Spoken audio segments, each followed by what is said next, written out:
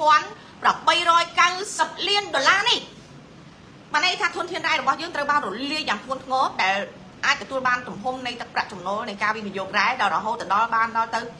$2,890 លានណា$2,890 លានចែកខ្មែរមកគ្រួសារ$1 លានក៏អត់អស់ដែរបងប្អូនណាទេចែកប្រជាពលរដ្ឋខ្មែរមកប្រទេសណាមកគ្រួសារ$1 លានក៏អត់អស់លុយនឹងដែរហើយបើគ្រួសារខ្មែរមានគ្រួសារមាន$1 លានវិញណាមិនដឹងជាគាត់នេះថ្លើមមកប៉ុណ្ណាទេឃើញទេយើងឃើញឥឡូវបងប្អូនចាំមើលចុះហេតុអ្វីបានជាភាពក្រីក្រកាន់តែកើនឡើងវេទនាភាពអយុត្តិធម៌ការកាប់សម្លាប់កាន់តែកើនឡើងព្រោះបើកាលណាឲ្យបងប្អូនប្រជាពលរដ្ឋខ្មែរដឹងថាទ្រព្យសម្បត្តិជាតិមហិមានេះសំតែប្រជាពលរដ្ឋខ្មែរគឺជាអ្នកមានខ្លាំងជាងប្រទេសសិង្ហបុរីទៅទៀតប្រជាពលរដ្ឋខ្មែរបើតាមពីទឹកដីសវណ្ណភូមិឬក៏គេហៅថាកម្ពុជាគឺទឹកដីមាសនេះណាដូចខ្ញុំនិយាយចឹងមកគ្រួសារមាន$1 លានណាអត់ចម្លែកទេអត់ចម្លែកទេព្រោះអីកន្លែងណាក៏មាសដែរកន្លែងណាក៏មាសកន្លែងណាក៏លុយកន្លែងណាក៏ពេជ្រកន្លែងណាក៏អ្វីគេហៅគ្រប់យ៉ាងគឺសិតតែមាសតែម្ដងសិតតែលុយដែលមានតម្លៃទាំងអស់តែយើងបែរជារួមគ្នានៅក្រលហេងលហាមហើយមិនព្រមធ្វើអីសោះយើងនៅសុកចិត្តដណ្ដើមគ្នាឆ្លោះគ្នាយកអាដីគេម៉ៃឪមកចំអាមពីចំអាមនឹងដើម្បីយកទៅប្រចាំធនាគារណែអាកូនបងយកទៅប្រចាំធនាគារមិនបានអាកូនប្អូនបានអាកូនបងខឹងម៉ែណាម៉ែឪហ្នឹងឆ្លាញ់កូនស្មើគ្នាឆ្លោះគ្នាលួចកាប់សម្លាប់គ្នាក៏មានប៉ុន្តែអាទ្រព្យសម្បត្តិធនធានរបស់ប្រទេសមួយទាំងមូលនេះមើលអញ្ចឹងសួរថាលុយហ្នឹងអស់លោកយកទៅចាយលើអ្វីខ្លះពេលដែលអស់លោកបញ្ជាក់ពីរបាយការណ៍ចំណូលនៃធនធានដែរដែលមានរហូតដល់$73,000 លាន$73,000 លានតែលុយនឹងនៅឯណាយកទៅធ្វើអ្វីណែកុំប្រាប់ថាយកទៅកសាងផ្លូវណាផ្ទះបាញ់អត់ខុសទេហេតុអីព្រោះកន្លងមកឲ្យតែនិយាយរឿងផ្លូវសិតតែគុណចិនទេណាបានគុណចិនទេអញ្ចឹងបានន័យថាលុយនៅក្នុងការចូលចំណូលនៃប្រភពធនធានរ៉ែនេះដែល$73,000 លាននេះបានន័យថាវាកំពុងតែនៅក្នុងទុនបំរុងជាតិឬក៏គេហៅថានៅក្នុងកញ្ចប់ថវិកាជាតិប៉ុន្តែបើតាមរបាយការណ៍ណាធនាគារជាតិអត់មានលុយទេមានតែឈ្មោះមានតែបញ្ជីទេបងប្អូនដឹងទេរដ្ឋាភិបាលជាតិខ្មែរអត់មានលុយទេណាមានតែចំនួនទូរលេខទេនឹងតាមរបាយការណ៍លោករដ្ឋមន្ត្រីនៅក្នុងរដ្ឋាភិបាលជាតិបានផ្ដល់របាយការណ៍មកឲ្យជាក់លាក់បំផុតបើយើងមកនេះត្រឹមធនធានដែរហើយកន្លងមកគេអួតអីគេវិស័យទេសចរចំណូលមួយឆ្នាំប៉ុន្មានលានណាគេវិស័យវិនិយោគពាណិជ្ជកម្មជាមួយចិត្តចំណូលបានប្រមាណលានជាមួយយួនប្រមាណលានជាមួយប្រទេសនេះប្រទេសនោះអញ្ចឹងសំណួរសួរថាលុយឯងវាសំតាកោដូចអាចទេប៉ុន្តែបាននិយាយពីលុយវិញនៅក្នុងរដ្ឋាភិបាលជាតិគឺមានតែបញ្ជីចំនួនតែប៉ុណ្ណោះឯងចុះអាលុយនឹងវាប្រត់ប្រាក់ទៅណាទៅសម្ដេចមានដឹងទេអាគេបាញ់ណាវាយកលុយទាំងអស់នឹងទៅជួយប្រាប់ផងមើលលោកហើយសម្ដេចឲ្យដឹងរឿងហ្នឹងឯងមើលទៅអញ្ចឹងលោកប្រធានរដ្ឋាភិបាលជាតិគួរពិចារណាទៅថាអស់លោកធ្វើការងារយ៉ាងម៉េចធនាគារជាតិរដ្ឋាភិបាលជាតិឬក៏ធនាគារកណ្ដាលរបស់ប្រទេសមួយទាំងមូលបែរជាអត់មានលុយទេអត់មានលុយតម្កល់ទេមានតែទូរលេខហ្នឹងនេះសម្រាប់ខាងផ្នែករ៉ែមានប្រហែល$2,890 លានប៉ុន្តែមានតែឈ្មោះទូរលេខទេអត់មានលុយទេអត់មានលុយសំបីតែ$1អានោះស្អីគេអញ្ចឹងតើអ្នកទាំងអស់គ្នានៅចាំដល់ពេលណាទៀតចាំឲ្យគេសម្លាប់ឲ្យអស់សិនតើអើចាឲ្យចឹងគាត់ចឹងតើបើចឹងហើយវាចុះដំងតើហើយពាក់ព័ន្ធនៅក្នុងដំណាក់កាលនេះពេលដែលទៅប្រជុំនៅក្នុងការចូលរួមប្រជុំក្រុមប្រឹក្សាសន្តិភាពពិភពលោកនៅសហរដ្ឋអាមេរិកនេះអាមេរិកគេនឹងសួរថាតើអ្នកឯងត្រូវចូលរួមជាមួយនឹងក្រុមវិនិយោគរ៉ែធនធានរ៉ែជាមួយសហរដ្ឋអាមេរិកដែរឬក៏អត់គេនឹងសួរចាំមើលថាតើរបបនេះនឹងឆ្លើយតបជាមួយនឹងសហរដ្ឋអាមេរិកដោយរបៀបណាចុះបើសិនជារ៉ែនេះនៅតែជាកម្មសិទ្ធិរបស់ខ្មែរទេហេតុអីអ្នកឯងមិនចូលវិនិយោគជាមួយអាមេរិកព្រោះអ្នកឯងត្រូវដឹងថាអាមេរិកជួយដើម្បីអីដើម្បីបំបញ្ចប់សង្គ្រាមឃើញអ្នកឯងអរគុណអាមេរិកដែរតាណាឃើញបានអាមេរិកឈរក្បែរអង្គុយក្បែរនោះអសឹងអីណាមានចាំទេហើយការវិនិយោគជាមួយអាមេរិកមិនដែលកេងចំណេញខ្សែលើកម្ពុជាទេការវិនិយោគធនធានរ៉ែជាមួយនឹងប្រទេសសេរីដែលដូចជាអាមេរិកនេះគេវិនិយោគគេគិតអំពីអីការណារករោគយករ៉ែគឺវាត្រូវគិតគូរអំពីកត្តាប៉ះពាល់បរិស្ថានធ្ងន់ធ្ងរបំផុតព្រោះ ព្រោះរ៉ែទាំងអស់នេះត្រូវយកមកត្រូវយកជាតិពុលដែលគេហៅថាសាននេះដែលពុលកម្រិតខ្លាំងបំផុតនេះណាយកទៅលាងចម្រាញ់វាដើម្បីយកមាសយកពេជ្រទាំងអស់ហ្នឹងអញ្ចឹងកាលណាលាងគេត្រូវមានវិធីសាស្ត្របច្ចេកទេសខ្ពស់បំផុតបងប្អូនមើលជប៉ុនមើលហេតុអីបានជាពេលដែលផ្ទុះរោងចក្រនុយក្លេអ៊ែរបែរជាជប៉ុនអត់មានគ្រោះថ្នាក់អីទេប៉ុន្តែក្រុមពួកអបច្ឆាំងជប៉ុនដូចជាពួកអចិនកុម្មុយនីណាឆ្កែបំរើចិនកុម្មុយនីខំប្រឹងផ្សព្វផ្សាយឲ្យយល់ថាអូណែពេលដែលណារោងចក្រនុយក្លេអ៊ែរនៅជប៉ុនត្រូវបានផ្ទុះអាពេលស៊ូណាមីណាអញ្ចឹងច្បាស់ជាជាតិពុលនឹងហូរពេញសមុទ្រពេញទឹកពេញដីហើយច្បាស់ជាប្រជាជនជប៉ុននឹងមិនអាចទទួលបាននៅការរស់នៅដោយការទឹកឬក៏អាហារជាពិសេសគេលើកឡើងថាអូគ្រឿងសមុទ្ររបស់ជប៉ុននេះច្បាស់ជាពោពេញដោយជាតិពុលប៉ុន្តែដោយសារតែប្រទេសជប៉ុនគេមានបច្ចេកវិទ្យាកម្រិតកំពូលគេបន្សុទ្ធជាតិពុលទាំងអស់នោះឲ្យคล้ายទៅជាគ្មានជាតិពុលគេធ្វើឲ្យទឹកលូស្អុយក្រក្រេចคล้ายទៅជាទឹកដែលថ្លាឆ្វេងដែលធ្វើឲ្យត្រីហែលលេងចិញ្ចឹមបានមិនប៉ះពាល់សុខភាពប្រជាពលរដ្ឋគេទូទាំងប្រទេសជប៉ុនអាហ្នឹងដោយសារអីដោយសារតែភាពពូកែខ្លាំងហើយនឹងការគោរពច្បាប់និយាយរួមគឺដោយសារតែប្រទេសជប៉ុនមានបេះដូងល្អគេធ្វើអ្វីមួយគេត្រូវគិតអំពីផលប៉ះពាល់ជាកត្តាសំខាន់បំផុតអញ្ចឹងសំណួរសួរថាតើរបបមេចៅស្រុកខ្មែរអាចឆ្លងផុតពីឈ្មោះរបបក្រៅច្បាប់ដែរទេឬក៏គេហៅថាអង្គការភេរវកម្មដែរទេដូចមកឌូរ៉ូដែរឬក៏អត់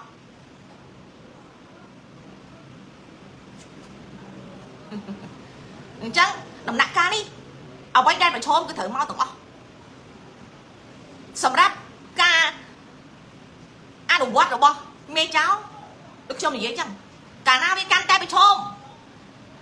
ការពន្លឿននៃការសម្លាប់ប្រជាជនខ្មែរគឺវាកាន់តែមួលក្រាខ្លាំងឡើងហើយនេះគឺដំណាក់កាលដែលគេហៅថាដូចខ្ញុំប្រាប់អញ្ចឹងមិនមែនអង្គុយបន់ស្រន់ដើម្បីយកជីវិតទេបើអ្នកទាំងអស់គ្នាបន្តដៃសោះអ្នកទាំងអស់គ្នាគឺគ្មាននឹងហៅសល់ទេ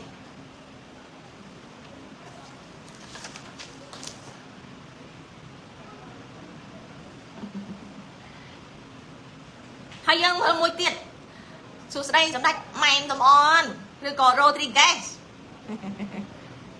ខ្ញុំមិនទាន់ដឹងថាមួយណាខ្លាចទៅជា Rodriguez ទេទោះបីដឹងក៏មិនប្រាប់ដែរតែគ្រាន់ដឹងថា Rodriguez ជាមនុស្សស្រីក៏អាចជាមនុស្សប្រុសសំខាន់មនុស្សដែលចំណិតជាមួយនឹងគ្រួសារម៉ាឌូសែនខ្លាំងជាងគេបំផុតសម្ដេចម៉ែកំអនវងសួងសូមសេចក្តីសុខសេចក្តីចម្រើននិងសន្តិភាពជូនដល់ព្រះរាជាណាចក្រកម្ពុជានៅប្រាសាទបាយ័នកោមើលបងប្អូនមើលទៅឃើញគេដឹកនាំគេគិតគូរអំពីប្រទេសណាគេគិតគូរអំពីសន្តិភាពនិងប្រជាពលរដ្ឋខ្លាំងណាឃើញគេប្រឹងប្រែងណាវាសំណាស់យើងនេះវាគឺមនុស្សដែលរស់មានសំណាងជាងគេនៅប្រទេសនៅក្នុងពិភពលោកទៅហើយមែនទេបើមើលត្រង់ណាក៏គេធ្វើដើម្បីប្រជាពលរដ្ឋដើម្បីប្រទេសជាតិវាសំណាស់យើងហ្នឹងគឺមនុស្សដែលមានសំណាងដែលទទួលបានសេចក្តីសុខផុតលេខរលេខដាក់គ្មានដែលល្អអត់ខ្ចោះតែម្ដងណាមែនទេសម្ដេចម៉ែថ្ម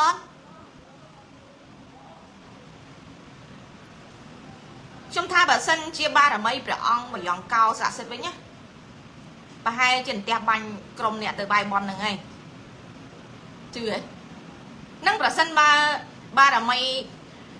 ព្រះអង្គមកយ៉ងកោណាមានបារមីស័ក្តិសិទ្ធិពិតប្រាកដវិញណាពួកអ្នកទៅស្វែងអង្គមបាយបនខទាំងអស់សម្ដែងទាំងអស់ហ្នឹងផ្ទះបាញ់ងាប់ទាំងអស់ហ្នឹងហេតុអីមនុស្សទាំងអស់នេះសិតតែបាត់ដៃប្រឡាក់ឈាម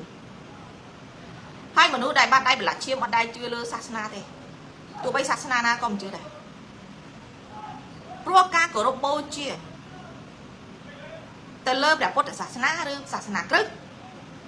គឺគេបូជាដោយមនុស្សទាំងអស់នោះគឺដោយសារតែជឿជាក់នៅលើអំពើល្អនិងអំពើអាក្រក់ចុះបើមនុស្សសម្លាប់មនុស្សទៅហើយហ្នឹងបងប្អូនឲ្យយល់ថាគឺជាមនុស្សដែលជឿនៅលើសាសនាដែលគោរពនៅអំពើល្អយ៉ាងម៉េចមើលជួយប្រាប់មើលដូចខ្ញុំថាចឹងបើសិនជាព្រះអង្គម៉្យងកោមានបារមីស័ក្តិសិទ្ធិពិតប្រាកដមែនតើវិញណាពួកនឹងផ្ទះបាញ់ងើបរួយទាំងអស់អត់មានថ្ងៃងើបរួយចេញពីកន្លែងព្រះអង្គម៉្យងកោហ្នឹងទេប៉ុន្តែស្ដាយដោយសារគេប្រសាបារមីអស់ទៅហើយប្រាសាទរបស់ខ្មែរត្រូវបានពួកអញួនយកទៅកាមទៅបន្សាបារមីអស់ទៅហើយ បងប្អូនដឹងទេហើយសំណួរសួរមើលហើយចុះសុំសេចក្តីសុខអ្មេចទៀតបានន័យថាប្រទេសកម្ពុជានឹងត្រូវជួបទុក្ខលំបាកច្រើនជាងនឹងទៀតមើលហើយបងប្អូនចេះយកទៅញែកយកទៅពិនិត្យកាលណាគេបង្ហាញរូបភាពឲ្យយល់ថាមានការបួងសួងសុំសេចក្តីសុខចម្រើនបានន័យថាអូសេចក្តីទុក្ខចិត្តមកដល់ទៀតហើយឃើញទេសេចក្តីទុក្ខវាត្រូវតែរត់មកទៀតណាកុំជឿខ្ញុំណាសំខាន់ជឿលើខ្លួនអ្នកទាំងអស់គ្នាទៅបើខ្ញុំវិញណាខ្ញុំជម្រាបសម្ដេចម៉ែនចំអនបន្តិចទៅគីឡូសម្ដេចគាត់អត់ដឹងដោយសារតែមនុស្សជំនាញគាត់អត់មានមនុស្សស្មោះត្រង់ព្រោះកាលណានិយាយពាក្យស្មោះត្រង់មិនអាចខ្លាយទៅជាមនុស្សចំណិតរបស់ជនក្បត់ជាតិធំបានទេមិនអាចនៅក្បែរពួកមានអំណាចបានទេ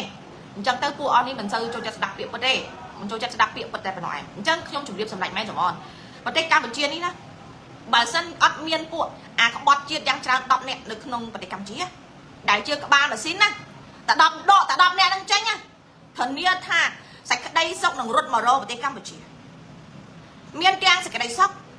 មានទាំងជីវភាពល្អមានទាំងសុខភាពល្អមានទាំងឯករាជ្យ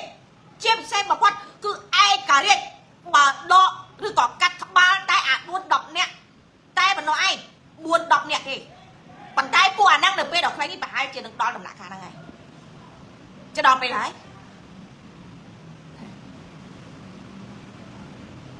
ហើយកាលណាដែលគេកំចាត់អា4 10នាក់ហ្នឹងចេញគឺអាប្រព័ន្ធឆ្កែយួនចិនដែលខ្លាំងហ្នឹងចេញគេហៅថាយុទ្ធសាស្ត្រកាត់ក្បាលនេះណាប្រទេសកម្ពុជានៅទទួលឯករាជ្យ 100% ហើយពួកអាចោឆ្លៀនពៀនមួយចំនួនវាច្បាស់ជាត្រូវរត់ចេញពីកម្ពុជាដោយភ័យខ្លាចបំផុតអញ្ចឹងចដល់វេលាហើយប៉ុន្តែបើអ្នកទាំងអស់គ្នាដេករំពឹងចាំអ្នកទាំងអស់គ្នាដែលជាប្រជាពលរដ្ឋទូទាំងប្រទេសនឹងត្រូវស្លាប់មុនហើយអញ្ចឹង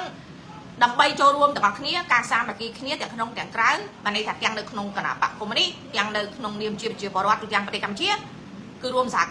ការគ្នាអញ្ចឹងប្រជាពលរដ្ឋទាំងមន្ត្រីទាំងអស់ហ្នឹងគឺអាចនិមន្តអញ្ជើញព្រះអគ្គីចូលសន្តិដ្ឋបានទាំងអស់គ្នាអាហ្នឹងព្រះអង្គបយងកោអត់មានអីមកជួយអ្នកទាំងអស់គ្នាបានទេខ្មែរយើងពីដើមមកមានប្រវត្តិមានបារមីស័ក្តិសិទ្ធិណាស់ប៉ុន្តែចាប់តាំងពីជិត100ឆ្នាំមកនេះក្រោមការគ្រប់គ្រងការឈ្លានពានការត្រួតត្រារបស់អាកុម្មុយនីសយួនចិនពួកវាបានបន្សាបបនបារមីបានជន់ឈ្លីលើដូនតាមហាបនរបស់យើងទាំងអស់គ្នាឲ្យคล้ายទៅជាសាបសូន្យដែលមិនអាចក្រោករួចបាត់យូរណាស់មកហើយកម្មផលវាត្រូវតែមានទេពួកម៉ាក់អូខេហើយមួយទៀតបងប្អូនសង្កេតមើលឥឡូវហ្នឹងអ្នកទាំងអស់គ្នាជឿមើលព័ត៌មានអន្តរជាតិហើយជាពិសេសខ្ញុំព្យាយាមយកព័ត៌មានអន្តរជាតិដើម្បីយកមកផុសនៅក្នុង Facebook ខ្ញុំឲ្យបានច្រើននេះដើម្បីអីអ្នកដែលគាត់មានព័ត៌មានគឺមិនអីទេប៉ុន្តែខ្ញុំយកមកនេះដោយសារតែមានអ្នកខ្លះគាត់តាមដានព័ត៌មានរបស់ខ្ញុំហើយគាត់អត់មានព័ត៌មានអន្តរជាតិគាត់អាចបង្កើត app អីចឹងណាអញ្ចឹងទៅមានតែខ្ញុំព្យាយាមអ្វីដែលខ្ញុំអាចធ្វើបានដើម្បីឲ្យបានមានភាពទូលំទូលាយនៅបណ្ដាញព័ត៌មានណាអន្តរជាតិហើយនឹងជាតិអញ្ចឹងខ្ញុំនឹងព្យាយាមប៉ុន្តែបងប្អូនសង្កេតមើលមួយទៀតថាតើក្នុងនាមជាមេដឹកនាំដែលមុខក្រាស់ជាងគេនៅលើពិភពលោកបងប្អូនគិតថាអ្នកណាដែលជាមេដឹកនាំដែលមុខក្រាស់ជាងគេនៅលើពិភពលោកនេះទីត្រូវទេបើតាមខ្ញុំសិក្សាស្រាវជ្រាវរយៈពេលកន្លងមករហូតមកដល់បច្ចុប្បន្ននេះណាមេដឹកនាំដែលមុខក្រាស់ជាងគេគឺអាឆ្កែយួនចិននៅកម្ពុជានេះហើយនៅលើពិភពលោកគ្មានអាមេដឹកនាំណាដែលមុខក្រាស់ជាងអាឆ្កែយួនចិននៅកម្ពុជាទេសម្ដេចគាត់អត់ដឹងទេប្រហែលជាគាត់អត់ស្គាល់ទេកាលណាខ្ញុំហៅអាឆ្កែយួនចិនគាត់មិនដឹងអាមួយណានៅសម្ដេចណោះសម្ដេចពុកគាត់អត់ដឹងទេសម្ដេចណែដែរអត់ដឹងទេប៉ុន្តែប្រជាពលរដ្ឋគាត់ដឹងច្បាស់ណាស់ប្រជាពលរដ្ឋខ្មែរគឺ 100% គាត់ស្គាល់ច្បាស់ណាស់ថាអាគេបាញ់ណាដែលជាឆ្កែបម្រើយួនចិនអាហ្នឹងណាជុំដែរអាឆ្កែយួនចិនបងដឹងអីគាត់តែដឹងថាអ្នកទាំងអស់គ្នាដឹងអីអ្នកណាអ្នកនោះអីមែនទេហើយយើងមើលឥឡូវបងប្អូននៅប្រទេសកម្ពុជារាល់ថ្ងៃអ្នកទាំងអស់គ្នារស់រាល់ថ្ងៃហ្នឹងមានសេចក្តីសុខទេដោយភាសាអង់គ្លេស How are you friend How are you តើអ្នកសុខសប្បាយទេ friend យើងបើខ្ញុំវិញខ្ញុំថា Yeah I'm well ព្រោះខ្ញុំអត់ចេះពាក្យអីច្រើនចេះតែពាក្យហ្នឹងទោះបីខ្ញុំអត់សុខសប្បាយខ្ញុំប្រាប់គេថា I'm well ដើម្បីអីខ្ជិលឲ្យគេសួរច្រើនបាក់ឆ្លោច្រើនពេកទី1គឺពាក្យហ្នឹងវាគួរសមទី2គឺវាពិបាកឆ្លោច្រើនពេកព្រោះបាននិយាយពីទុកលំបាកវិញនោះវាមិនមានអីមករៀបរាប់អស់ទេហើយគេគ្រាន់តែបានសួរយើងទេតែគេអត់ចង់ដឹងអីណាយើងរៀបរាប់អីវែងឆ្ងាយទេដូចគ្នាហ្នឹងឯងនៅប្រទេសកម្ពុជាក៏ដូចគ្នាអី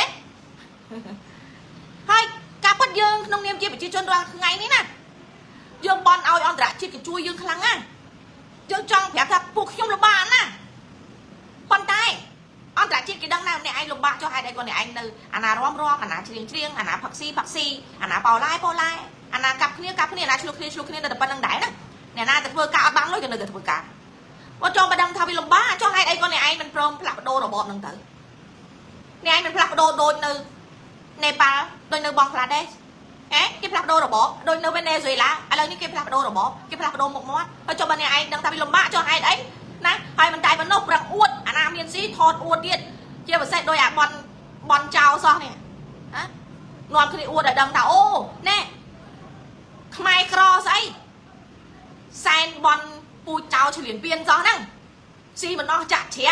ណាមកហូបឡើងមួយ10មុខហើយអ្នកឯងទៅស្រែកឲ្យអន្តរជាតិឯណាគេជួយមើលខ្ញុំសួរតិចមើល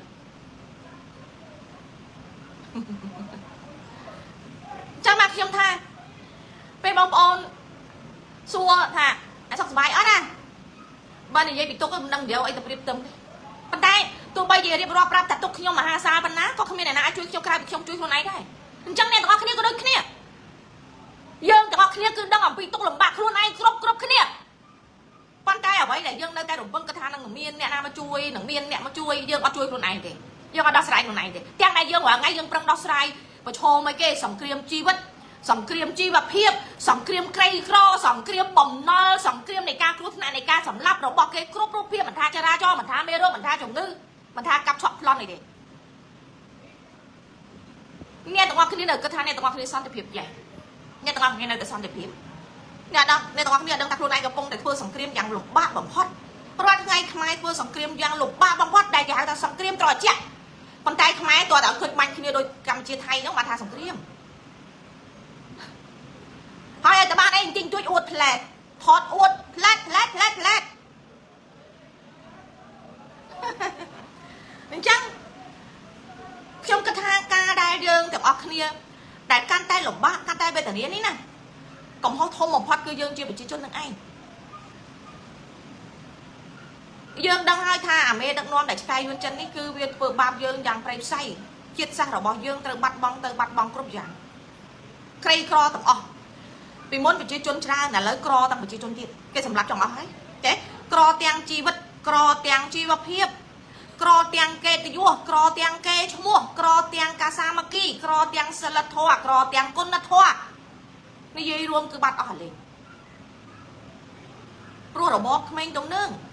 របបហ្គេងរបបចោលហើយយើងម៉ែជាមានមុខមានមាត់ណាស់ខ្ញុំមានមោទនភាពកើតមកជាខ្មែរយេកើតមកជាខ្មែរមានមោទនភាពប៉ុន្តែរាល់ថ្ងៃធ្វើឆ្កែចិន100ឆ្នាំហើយមោទនភាពអីគេអ្នកឯងស៊ីគេដូនតាទេមោទនភាពជាតិខ្មែរហ្នឹងអ្នកឯងស៊ីគេដូនតាដែលបានបន្សល់ទឹកដីឲ្យខ្មែរហ្នឹងទេសមត្ថភាពអ្នកឯងកើតមកជាខ្មែរអ្នកឯងមិនទាន់បានជួយអីដូនតាខ្មែរដែលជាម្ចាស់ទឹកដីបានមួយប៉ាក់នៅឡើយទេគ្រាន់តែអ្នកឯងអួតថាខ្ញុំមានមោទនភាពខ្ញុំជាខ្មែរតែអ្នកឯងអោនក្បាលធ្វើឆ្កែយួនចិនដែលជាសត្រូវឆ្លៀនពៀនដែលសម្លាប់ខ្មែរទេគេបន្លំយើងតែតិចទេយើងភ្លេចខ្លួនឲ្យឈឹងគេដឹកនាំប្រទេសឲ្យយើងស្លាប់ឲ្យចោលឲ្យសត្រូវមានជីវភាពល្អមានbusinessមានអាជីវកម្មមានកិត្តិយសមុខមាត់ខ្លាយជាមន្ត្រីអង្គការខ្លាយទៅជាខ្មែរខ្លាយទៅជាម្ចាស់ចលនាទ្រព្យទូទាំងប្រទេស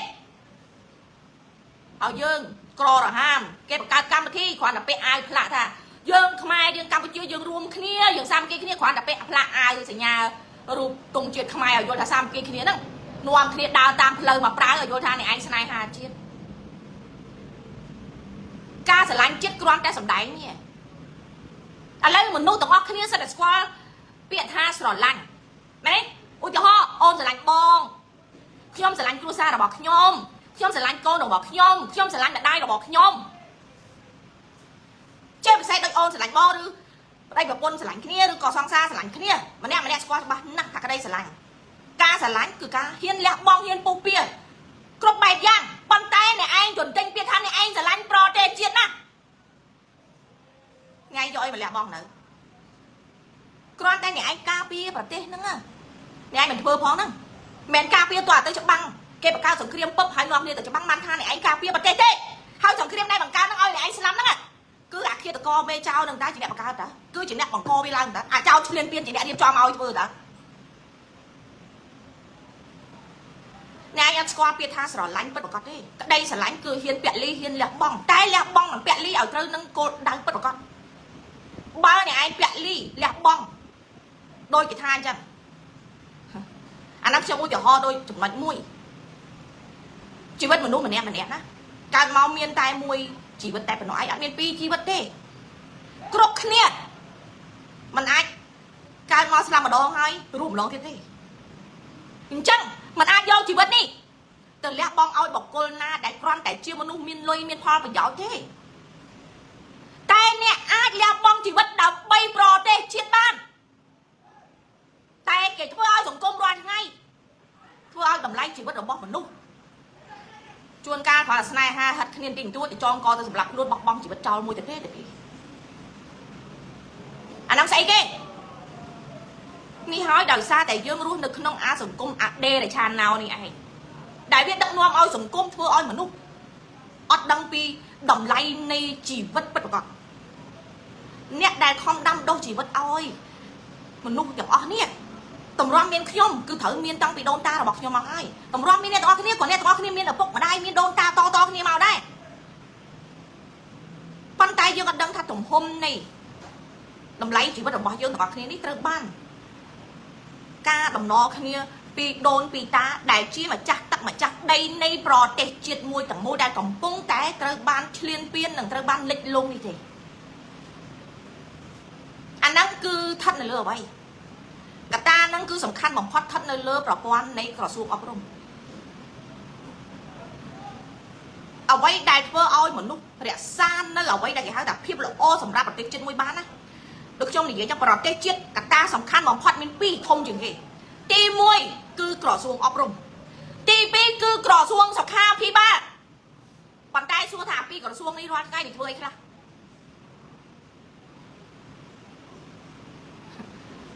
កាលណាក្រសួងសុខាភិបាលវាคล้ายទៅជាក្រសួងឃាតករអញ្ចឹងវាធ្វើឲ្យសុខភាពប្រជាពលរដ្ឋទាំងក្មេងទាំងចាស់ទាំងប្រុសទាំងស្រីប្រឈមនឹងកត្តាប្រភពនៃមេរោគនិងជំងឺបានន័យថាខ្សោយបាត់ហើយអញ្ចឹងទោះបីជាបានចូលរៀនក៏ដោយក៏រៀនមិនពេញលក្ខណៈដែរហើយបើសិនជាក្រសួងអប់រំមិនរឹងមាំមិនច្បាស់លាស់មិនមែនក្រសួងជាតិបែរជាក្រសួងរបស់ចៅក្រសួងរបស់បកធ្វើឲ្យអីការបណ្ដុះបណ្ដាលវិជ្ជាជីវៈចំណេះដឹងវាទៅជាចំណេះដែលខ្សោយឧទាហរណ៍រៀនផ្នែកសុខាភិបាលចំណេះដឹងអន់ប៉ុន្តែសំខាន់ឲ្យតបានសោកប៉ាន់លុយហើយកន្លែងហ្នឹងហើយគឺសិតតែកន្លែងអាយុជីវិតកន្លែងអាយុជីវិតមនុស្សនិងអាយុជីវិតជាតិអាពីរនេះណាគឺវាធ្ងន់ធ្ងរណាស់ប៉ុន្តែរាល់ថ្ងៃបែរជាយល់ច្រឡំហើយបែរជាឲ្យវាសម្លាប់ខ្មែរជាពិសេសអាក្រសួងសុខាភិបាលសម្លាប់ខ្មែរជិត100ឆ្នាំហើយដែលខ្មែរដឹងថាការពិតកន្លែងឃាតកម្មដ៏សាហាវជាងគេបំផុតគឺផ្នែកសុខាភិបាលនេះគឺត្រូវបានសម្លាប់យ៉ាងរហ័សព្រោះកាលណាឲ្យឃើញតែស្លាប់នៅក្នុងដៃពេទ្យគិតថាវាជារឿងដែលត្រឹមត្រូវស្លាប់ដោយពិតប្រាកដមិនមែនស្លាប់ដោយការសម្លាប់ឬក៏ការប៉ុនប៉ងទេឬក៏មនុស្សសុខិតទេឲ្យយល់ថាអូដោយសារជាបានទៀតគ្រាន់តែគេពាក់អាវពណ៌អសប្រាប់ថាគេគឺជាដុកទ័រជាអ្នកគ្រូពេទ្យដាក់យើងដាក់សាច់ញាតិចូលទៅផ្លឹបអូលោកគ្រូពេទ្យដូចប្តីខ្ញុំឈឺអញ្ចេះគ្រួសារខ្ញុំឈឺអញ្ចុះទៅដល់គេគ្រាន់តែធ្វើវាស់លិចវាស់កើតគេទទួលបញ្ជាគេស៊ីលុយពីអាប៊ីលហ្គេតក្រសួងសុខាភិបាលកម្ពុជាទទួលបានចំណូលលុយពីអាប៊ីលហ្គេតយ៉ាងច្រើនបំផុតដើម្បីសម្លាប់និងយកប្រជាជនខ្មែរធ្វើពិសោធន៍រហូតដល់ប្រទេសកម្ពុជាមានមន្ទីរពិសោធន៍ជីវសាស្ត្រនៅក្នុងប្រទេសកម្ពុជាដល់ល្បីដល់ពិភពលោក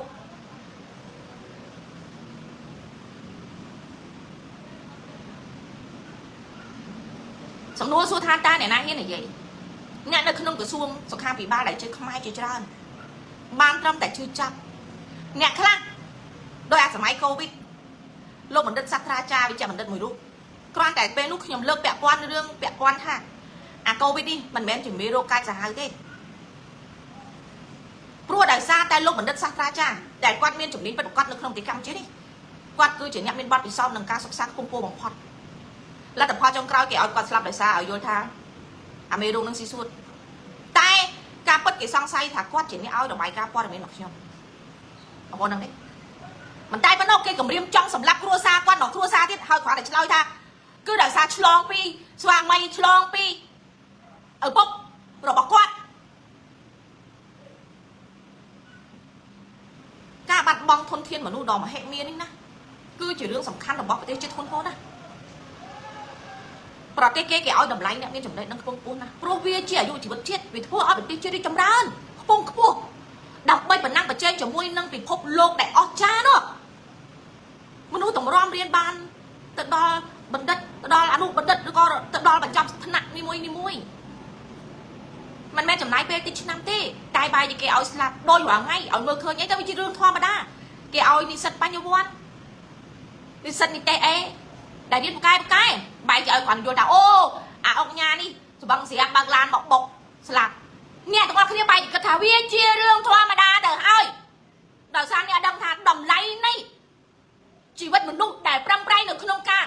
សិក្សាដែលបានចំណេះដឹងដ៏ខ្ពង់ខ្ពស់មួយដ៏មានកិត្តិយសដែលមានការតស៊ូប្រឹងប្រែងនេះវាគឺជាតម្លៃរបស់ជាតិប៉ុន្តែគេឲ្យយល់ថាមនុស្សយើងរាល់ថ្ងៃអាណាងាប់អានោះយំទៅគ្រួសារអ្នកណាងាប់អ្នកនោះយំទៅអត់ខ្វល់ទេវាទៅជារឿងជីវិតមនុស្សទៅជារឿងធម្មតាថ្ងៃនេះអត់ទាន់ប៉ះគ្រួសារអញប៉ះគ្រួសារគេសិនទៅអញ្ចឹងអ្នកនោះយំទៅអ្នកនោះឈឺចាប់ទៅ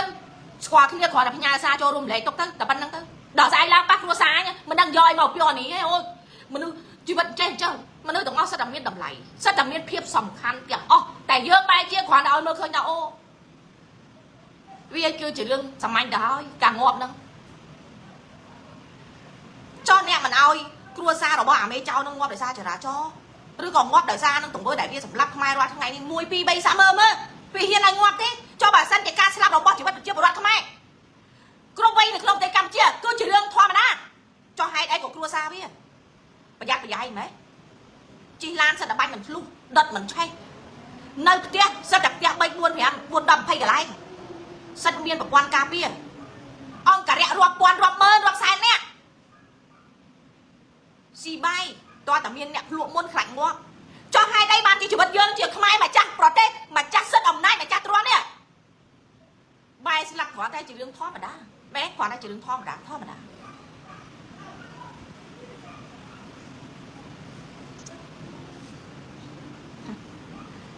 គេសម្លាប់គេបំផ្លាញគេកំទេចគេបង្កគ្រប់សពបែបយ៉ាងប៉ុណ្្នឹងហើយគេបង្អួតថាអូក្រោមការដឹកនាំរបស់គេការអភិវឌ្ឍល្អគេរៀបចំស្អាតគេមានកន្លែងទំនើបអីសបាយណាក្រោមការដឹកនាំមានស្ពានអាកាសមានស្ពានក្រោមដីមានស្ពានអីហ្នឹងហើយគឺសមិទ្ធផលរបស់អាឆ្កែយួនចិនអាមុខក្រាស់ពូជអាមុខក្រាស់តែมันប្រកាសថាអំណាចវានៅក្រាស់តទៅទៀតទេអាហ្នឹង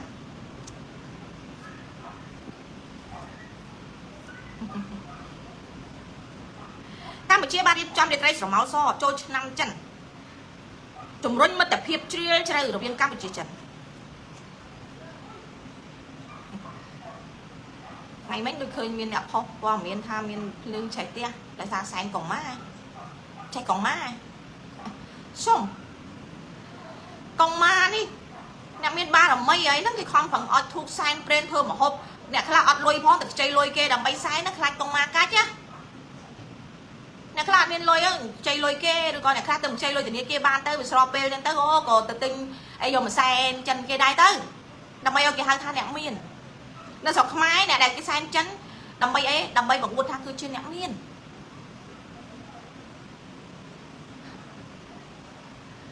មិនមែនសែនដើម្បីដូនតាទេគឺឲ្យយល់ថាអូខ្លួនពិតជាខ្សែអ្នកមានឲ្យយល់ថាចិនហ្នឹងគឺអ្នកមានកុំភ្លេចថានៅចិនអត់ប្រជាជនចិនតិចទៀតនឹងដុំហើយអត់ការងារធ្វើអត់ចំណូលអ្នកខ្លះមកពីជនបទចូលមកធ្វើការនៅក្រុងអត់បើកប្រាក់ខែឲ្យដូចឆេះរោងចក្រយ៉ាងមុននេះខ្ញុំផុសហ្នឹង